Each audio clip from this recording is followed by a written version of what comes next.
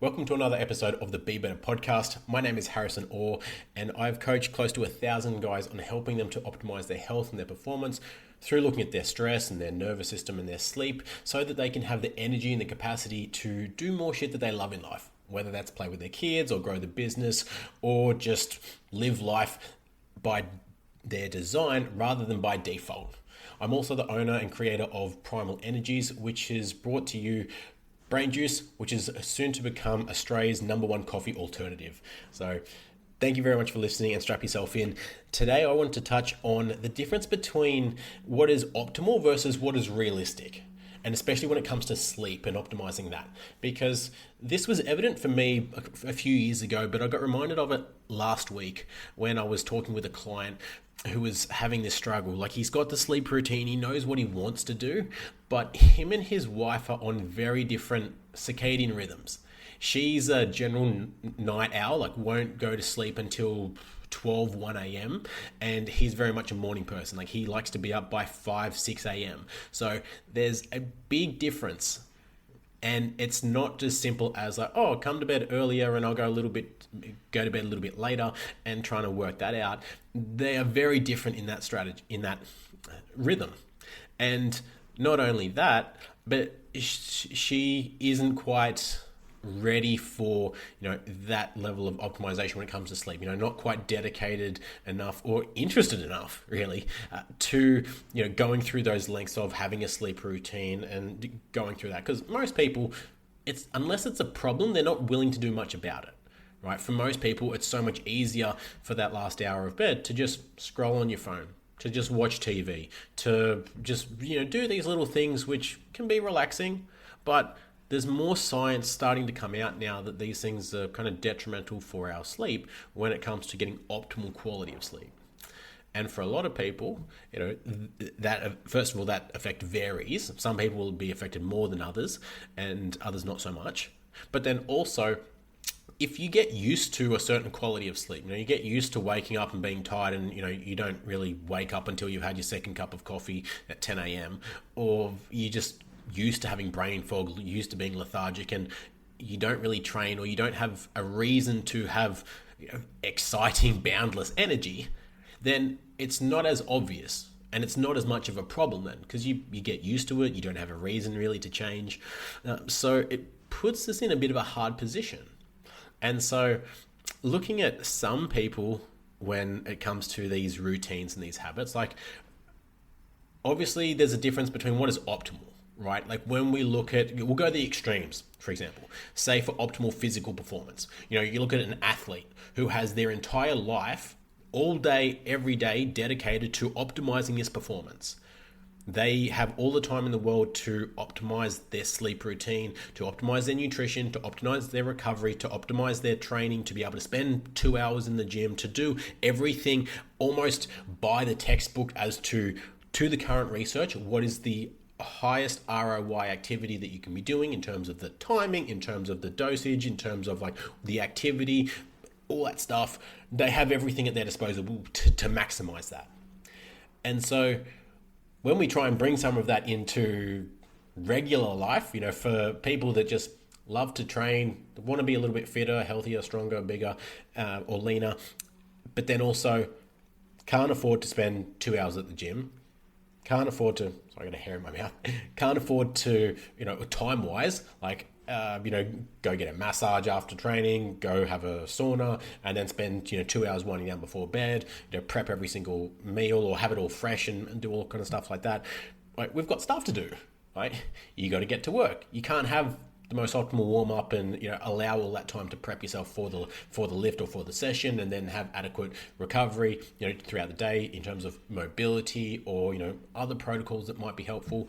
And then also for a lot of people financially, whether it's something like amino acids or certain supplements or certain things that might enhance those performances, those recovery markers, but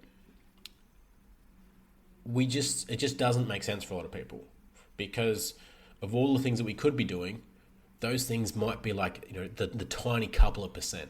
And so for athletes, people like that who've maximized every other the big levers, and they're at that point where a 1% is a big shift, A lot of other people where we don't have those resources, that 1% is like, well, I've got five other things that I should maximize before I get to that point.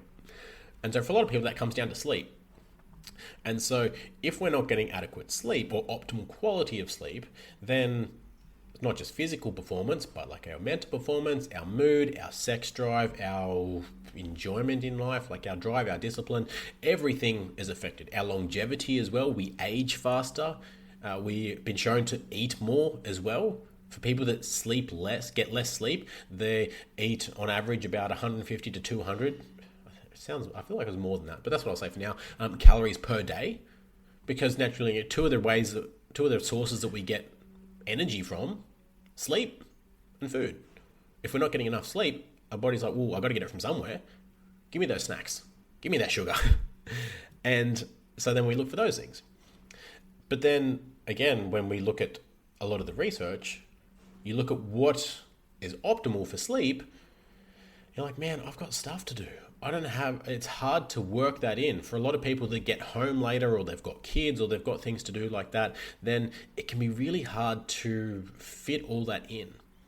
And so, like, I was looking at, I forget what this guy's name was, Ollie someone, this like Swedish biohacker, and this dude basically started his sleep routine at like 3 or 4 in the afternoon. Like, he spent 5-6 hours prepping for bed. I think there was even like a sauna in there. There was like all this extreme stuff.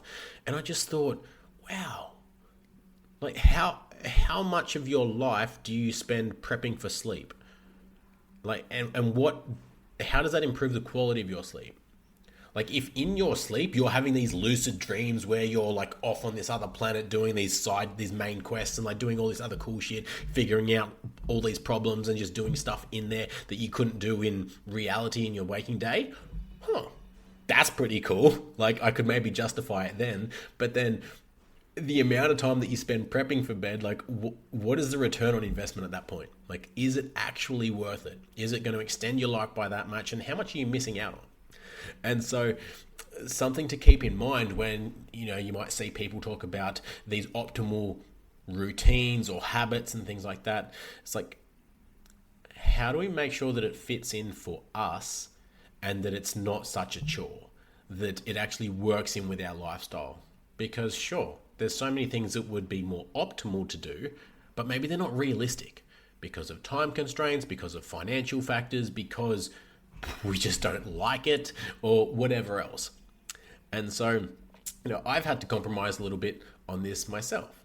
I know my wife always makes this joke of like a lot of the clients she talks to about all the weird shit that I do, right? If it was up to me, after 6 p.m, we would have no lights on. We'd have our rock salt lamps on. We'd have barely any light, and we would just like wear our blue light blocking glasses, no screens, and that would be the evening. We'd go through whatever we need to do in barely any light, which frustrates the hell out of her.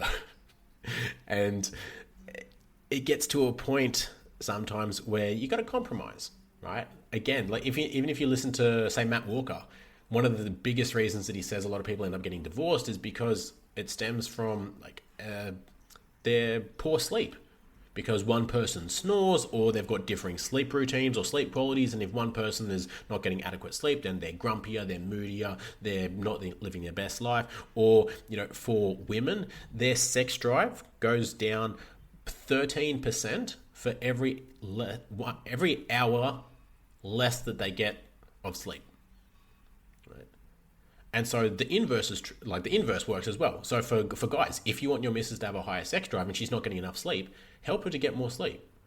For every hour extra of sleep that she gets, her sex drive will increase by 13%.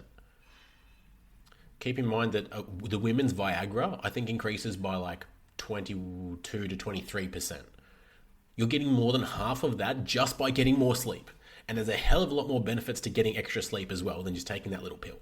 So it's not only up to, obviously the woman to say, like, for you to say as the man, hey, get more sleep, you need to be doing this. How do we help that? If there's things that need to, if the reason that she's staying up or that we are staying up is because the kitchen's dirty, because there's chores that need to be done, because the things need to be prepped or organized for the next day, or, there's running around, there's these jobs that need to be done. Cool. Teamwork. Get them done earlier. Back plan your day.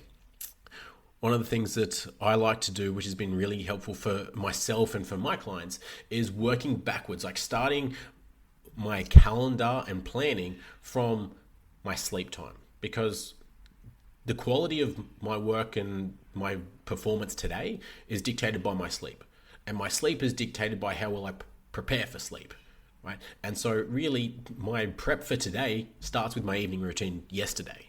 And so, working that backwards of cool, what time do I want to go to sleep? Okay, well, I need to eat ideally at least 2 hours before then. Okay, cool. So that gets me to this time. Or how do I need to cook dinner, or do I have it prepped? All right, well, if I don't have it cooked, what time do I need to start cooking? I need to start cooking at this time. All right, and then so working backwards allows me to then map out the other things. Like, okay, well, I can do this one in the meantime. That doesn't need to be done before that. Okay, well, I can do that one before that. Like, so for example, okay, well, I can clean up the house and prep for tomorrow after I've eaten.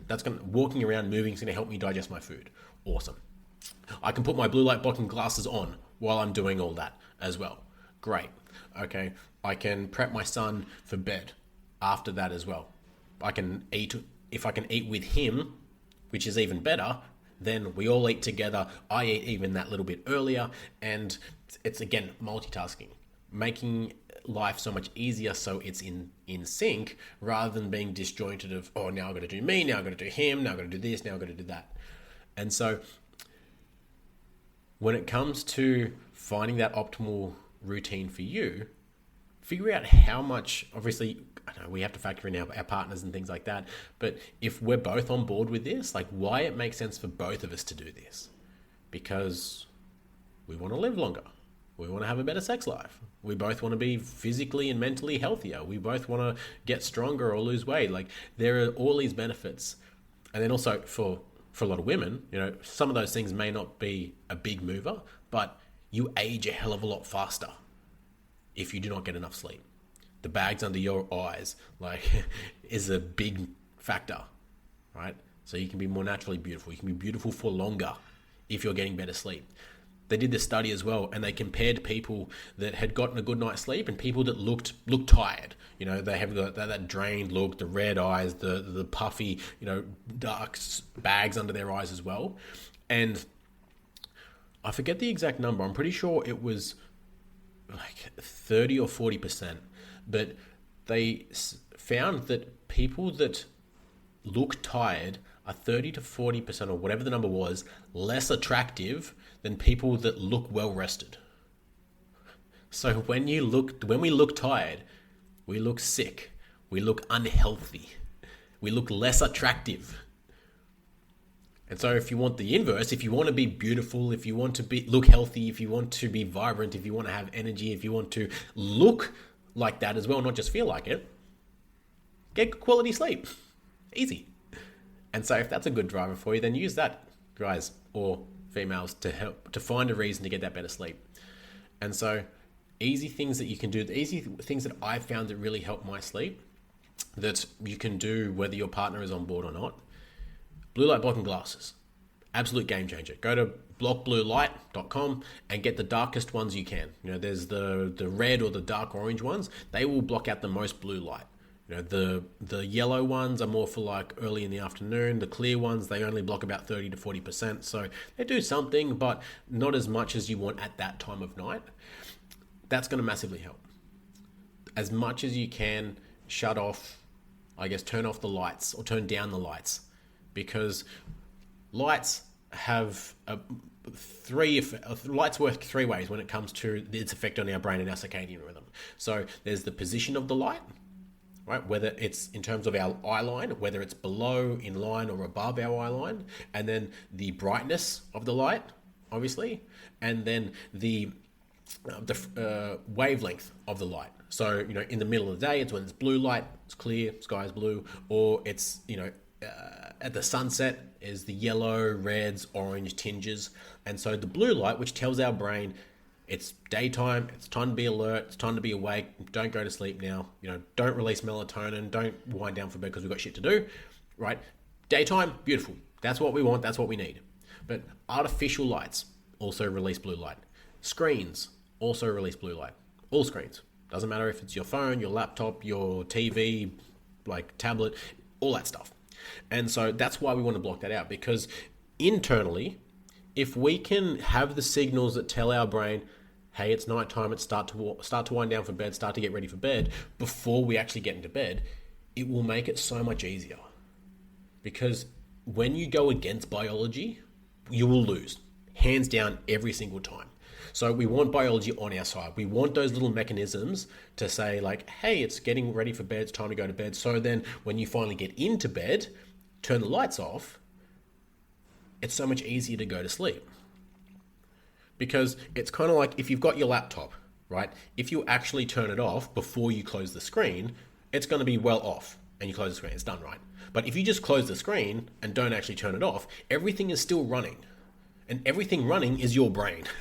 So even though you've just turned the lights off, your brain is still in gear for daytime getting shit done.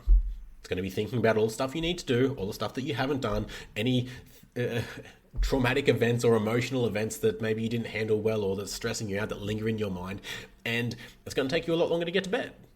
And then that cascade affects the cadence of your sleep cycles and all those other effects, and then you just wake up grumpy and tired and brain foggy the next day, and it's not fun, right? We want to be able to get to bed and then within 5 to 10 minutes fall asleep. That's a sign of a healthy circadian rhythm, and you're in sync with your body clock. If you're getting to bed and you're just so exhausted that you pass the fuck out, cool. Maybe you're overexerting yourself that little too much. But then also, if you're waking up at 2 or 3 o'clock in the morning, then you're probably more stressed out, maybe had some caffeine later in the day, things like that, not ideal as well.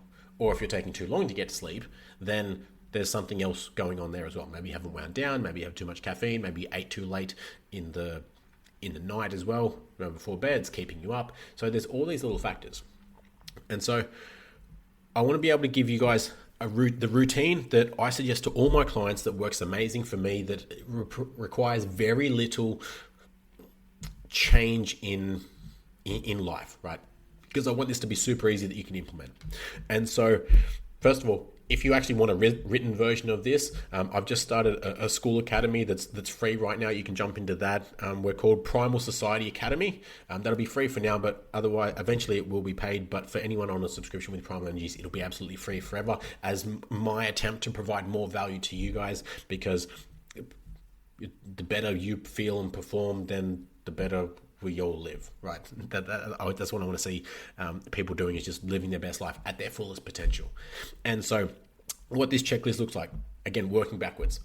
And we'll start with the evening routine, because we can go all the way back to sunlight in the morning and, optimizing it throughout the day. But let's start with the evening. So first of all, meal times.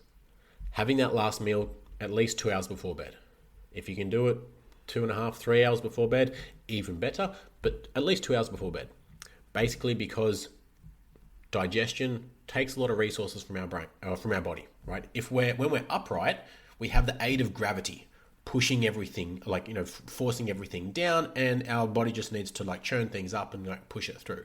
Groovy. But when we go and lie down and we've got food in our stomach that we haven't digested yet, it then manually has to churn, work harder to push that through our digestive tract and then break it down and push it through, which, because that requires effort, requires blood flow, keeps our heart rate elevated. And when our heart rate's elevated, we can't go into a deep night's sleep. And so the longer it takes our body to digest that food, for our heart rate to lower, the longer it's going to take us to get into that deep sleep, which means the longer it's going to take us to be able to get any REM sleep. And so you keep pushing that further and further back. And then eventually, unless you extend your wake time by that same factor, even then it's probably not going to be ideal, but you're going to get less REM sleep, so your brain's going to be foggy, it won't have cleared out all that metabolic waste from the day before, and you're just not going to get a good enough sleep. And so if we can have that meal earlier, bonus points if you can go for a 5-10 minute walk after you eat, because that's great for your body's metabolizing or breaking down the blood sugar, leveling that out after a meal, any meal. But then also the walking, side to side, helps to churn up that food as well, and it's going to speed up that digestive process. So also, it's time off screens, it's time outside, take your partner, take your dog, take your cat, or whatever you got. And that can be really helpful. Also, another great wind down routine as well. So having that meal. Then popping on your blue light blocking glasses. So this is about 90 minutes to 2 hours before bed, popping those on. If you've got the capacity, depending on your day, I know there's always different seasons in life where sometimes you're in your grind era where you're just working, and you've got shit to do. Cool. Wear your blue light blocking and you're on screens. Wear your blue light blocking glasses. Use, I think, what's it called? I think the one I've got is called Lux. It's an app on your laptop or your computer where you can set it to sync with the rising and setting of the sun in your time zone, and when the sun sets, essentially it will go into orange mode, or like night mode, which will reduce some of the blue light. Not all of it, but it's better than having it full bright and in your face. So ideal is no screens. Second best is blue light blocking glasses and the screen filter. Third best is at least one of those. Right? Even on your phone, you can go to the color scale mode and set it to orange, red, stuff like that. If you go to my Instagram and scroll back a fair bit, then I filmed a screen recording of how to set that, and then also how to set that as a trigger. So like if I press my lock screen 3 times, it'll automatically go to that, and then 3 times again and it comes off. That can be really handy as well. So again, sun goes down, you put that on, and then ideally you don't have your phone next to you when you sleep, and use some other method to kind of wake up. But I know that's not feasible for everyone for various reasons, but even if you do need to check your phone during the night or for whatever reason, then having that on is going to reduce some of that screen exposure, that blue light, right?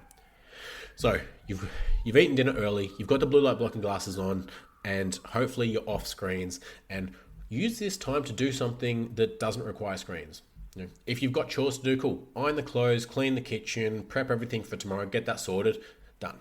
And then find a bit of time to actually unwind or relax. Whether that's something that you like to do with a bit of movement, a bit of physicality. Maybe you like to move your body, maybe you like to do some yoga or some mobility, maybe you like to give your partner a massage, find that time to connect.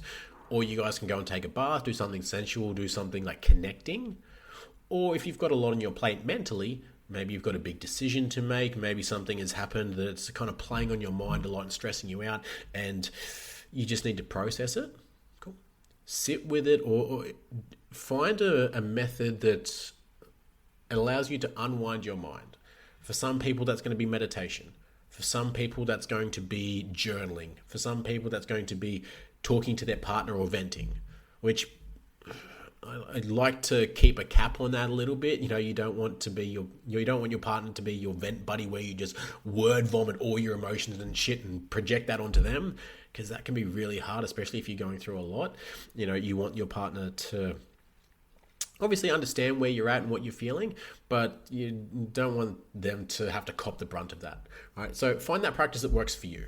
For me personally, it's journaling for a couple of reasons. First of all, it allows me to get everything out of my brain onto a paper, right? So which allows me to then, cool, if part of that is action items that I need to do for tomorrow, I can write those down, add them into my calendar, and put them there so I won't forget them. So I can close that loop. Right? I don't have that thing in my saying, don't forget to email this person, don't forget to do that, don't forget to do this. Cool, I've closed that loop. I'm not relying on my memory. It's done. I'll see it tomorrow when I can action it.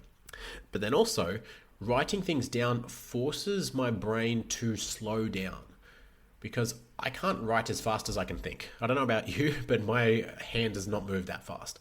So it forces me to actually think about the words and the questions that I'm asking myself, the things that I'm saying to myself, my thoughts. And in that slower analysis of those thoughts, of those words, you can bring a bit more consciousness to them. Is that really going to happen? Is that really true? Are you overreacting just a little bit? What's the feasibility of that happening? Is that really a problem? Or, what can we actually do about it? Because when we're in that what if train, we're just, if this happens and that happens, and we go down that spiral and playing things out, it becomes stressful, it becomes overwhelming, we get riddled with anxiety, and then we're very high on emotion. And so when we're high on emotion, our IQ goes down. So regardless of the emotion, whether it's lust or excitement or anger or frustration or depression or anxiety, when we're high on that emotion, we're not thinking very logically. That's why people don't make the best decisions when they're in that state.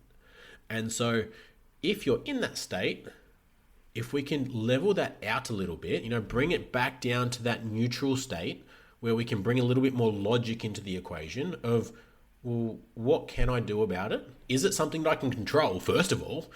Stressing about a lot of things in life, be it other people or government or situations that we can't control. Like, yes, those things can be stressful, but at the same time, what can we do about it? Like, what can I actively do about this right now? Well, I can't control the person. I can't control that event because it's either happened or it's just outside of my control. But I can control my emotions and my actions. So what am I going to do about it? Focus on those things, because otherwise we end up in this spiral that we can't control, and it's not helpful. And then we can move forward with that. That, I find, provides a lot of clarity for a lot of people, because if you can find action of like, what am I going to do about it? It changes the situation, because then you either progress out of the problem, or you get new information or new feedback as to what you can do about it. Either way, you're out of the current situation, because it's not helpful where you're at right now. It's not serving you. And so finding that unwind for your mind session, again, whether it's meditation, journaling, a walk, whatever, find something that works for you. Having your hot shower or your bath, whatever you have, prepping your sleep environment dark and cool is ideal. So if you don't have aircon or don't have a 8 sleep or any of those fancy mattress toppers that cool the bed for you, having a hot shower before bed can be really helpful, because your body's naturally going to want to cool its core temperature if you're having a hot shower, and your body only needs to drop by about a degree to get into a deep night's sleep. So that can be really helpful as well in getting that deep night's sleep. I know I've seen some people talk about wearing socks while you're sleeping as well. That can help that. I'm not exactly sure the mechanism of that, but obviously sleeping naked really helps. Your partner's probably going to like that as well. Using or making sure that either your pajamas, if you're wearing them, but at least your linen and your pillows, things like that, are of the right material. Probably don't wear, thick, don't use thick linen, doonas, things like that in summer. Silk, bamboo, breathable material, light stuff like that. And that's it. Personally, I like to wear a eye mask as well. I've got this nice silk one that wraps around and also covers my ears, so it also provides a bit of noise cancellation, which is really handy. So I know that can be very, very helpful. I know my missus hates it because a lot of the time I sleep through through our son waking up, so she has to get up for him. But it works for me. It keeps me asleep, both from blocking out the light, blocking out a lot of the sound as well. And if you're a mouth breather, getting some tape can be massively helpful as well. So it's not like duct tape. It's not going to force your lips closed so you absolutely can't breathe out of your mouth, but it provides just a cue. So you get the micropore tape from your chemist, cost you $2 or $3, and a small strip of that across your lips, and it just provides a cue to keep your lips closed, to force your mouth, to force you to breathe through your nose, which is going to emphasize your engagement of the parasympathetic system, which is our rest and digest state. So we get more oxygen in, it keeps us nice and calm, and there's just so many more benefits to that. If you're unfamiliar with the benefits of breathing through your nose and into your diaphragm, and like just the consequences of that, and you're interested in that, I highly recommend a book called Breathe by James Nestor.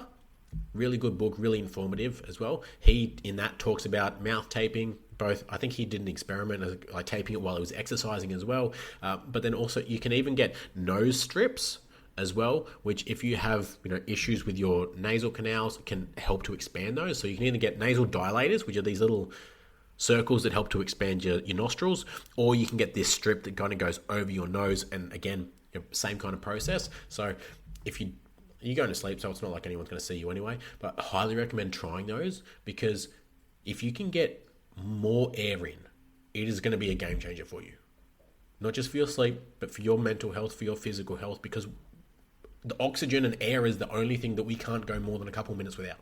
Water, yeah, we can go a while. Food, even longer. Like everything else, pretty long. The two things that we can't go more than a day, we can't go very long without, is air and sleep. Everything else is cool. We can get it eventually, but it's not going to kill us right away. That will. So the more of that you can get, then the better. And so I hope that's helpful. To wrap that up, sleep routine is eat 2 hours before bed.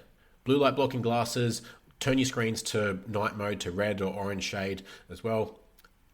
Unwind your mind or de-stress your physical state. If you want to do mobility or yoga or anything like that, then unwind your mind. Hot shower or hot bath, and get into your dark, cool room and have a good night. And with that, I bid you good night, my friends. If this has been helpful, please share it with a friend that wants to improve their sleep. Share it with a partner if you want them to start to be more conscious around the benefits of improving their sleep and you guys want to start on this routine together. Like always, if you have feedback or love this, I'd love to hear from you. Jump on the links in the show notes below this. You can reach out via Instagram, and I'd love to see you there. I'll also put the link for the School Academy in there as well if you want to jump on that and have the written version of this sleep routine and more information about that. Otherwise, have an amazing day. See you soon.